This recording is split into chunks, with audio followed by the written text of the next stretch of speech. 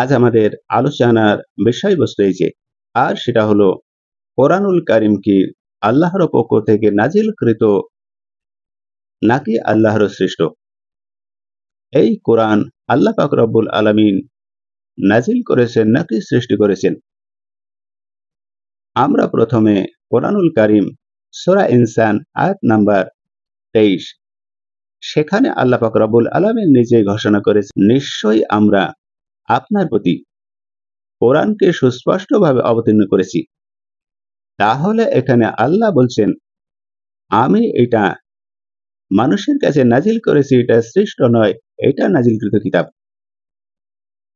এরপরও আল্লাহ পাক রব্বুল আলামিন তিনি ঘোষণা করেছেন সূরা হিজর আয়াত নাম্বার 9, নিশ্চয়ই আমরা কোরআন অবতীর্ণ করেছি এবং আমরা নিজেরাই এর সংরক্ষক।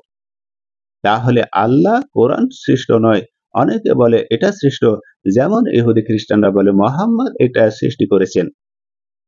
এইটা শ্রেষ্ঠ নয়, এটা আল্লাহর তরফ থেকে নাজিলকৃত, এটা আল্লাহ নিজেই ঘোষণা করেছেন, নিশ্চয়ই আমরা কোরআন অবতীর্ণ করেছি এবং আমরা তা নিজেরাই এর সংরক্ষক। সূরা হিজর আয়াত নাম্বার 9। এবার আসুন আমরা দেখি কোরআন আল্লাহর তরফ থেকে নাজিলকৃত এই ব্যাপারে অন্য ধর্মগ্রন্থের সাদৃশ্য নিয়ে কিছু আলোচনা করি। যেমন ইহুদি ধর্ম, গীত সংহিতা, সেখানে বলা হয়েছে অধ্যায় 12 শ্লোক 6 থেকে 7।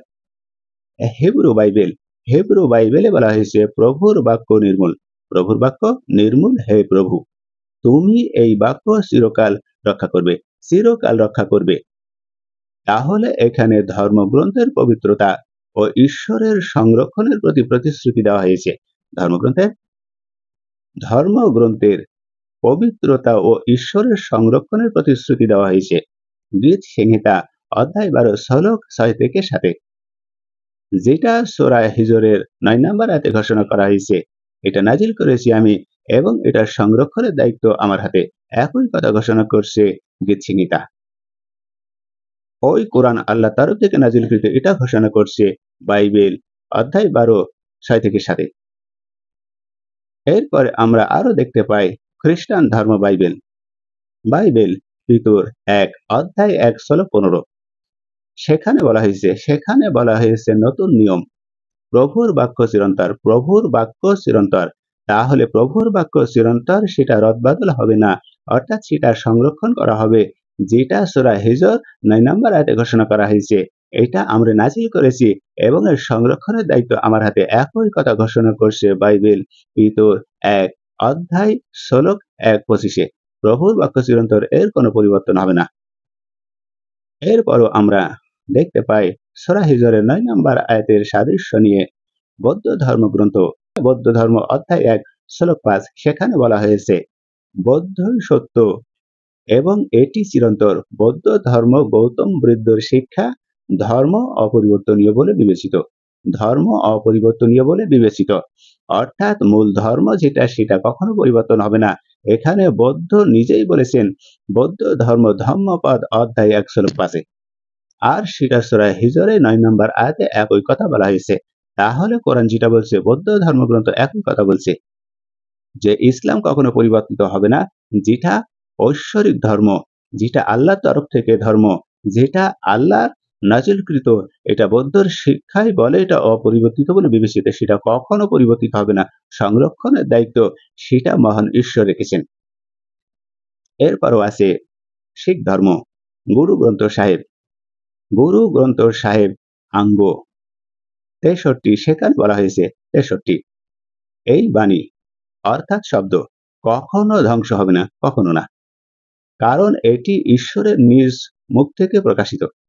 তাহলে সূরা হিজরে যেটা ওয়াদা করা হয়েছে, মহান ঈশ্বর করেছেন, আমি এটা নাজিল করেছি আর এর সংরক্ষণের দায়িত্ব আমার, সেখানে শিখ ধর্মগ্রন্থ গুরু গ্রন্থ সাহেব একই কথা বলছে, এই বাণীর শব্দ কখনো ধ্বংস হবে না, কারণ এটি ঈশ্বরের নিজ মুখ থেকে প্রকাশিত। তাহলে কোরআনুল কারীম সঠিক, কোরআনুল কারীম আল্লাহর তরফ থেকে নাজিল হয়েছে, এটা আল্লাহ নাজিলকৃত কিতাব। এখানে শিখ ধর্ম তা প্রমাণ করছে, তারপরে বৌদ্ধ ধর্ম ধম্মপদ প্রমাণ করছে, তারপরে ভগবত গীতাও প্রমাণ করছে, তারপরে বাইবেল প্রমাণ করছে, গীত সংহিতায় প্রমাণ করছে। এই ধর্মগ্রন্থ সকলেই প্রমাণ করছে যে সূরা হিজরে 9 নম্বর আয়াতে যেটা আল্লাহ পাক রব্বুল আলামিন বলেছেন, নিশ্চয়ই আমরা কোরআন অবতীর্ণ করেছি এবং আমরা নিজেরাই এর সংরক্ষক। একই কথা হিন্দু ধর্ম, খ্রিস্টান ধর্ম, বৌদ্ধ ধর্ম, শিখ ধর্ম গ্রন্থগুলোর সাক্ষ্য প্রদান করছে। এরপরও ইসলাম থেকে মানুষ কেন বিমুখ হয়ে ফিরে আসে? তাহলে এই বিশ্লেষণ থেকে স্পষ্ট যে কোরআনের অদ্বিতীয় বৈশিষ্ট্য রয়েছে। কোরআনের অদ্বিতীয়ত বৈশিষ্ট্য রয়েছে, আর সেটা হলো এই কোরআনের গ্যারান্টি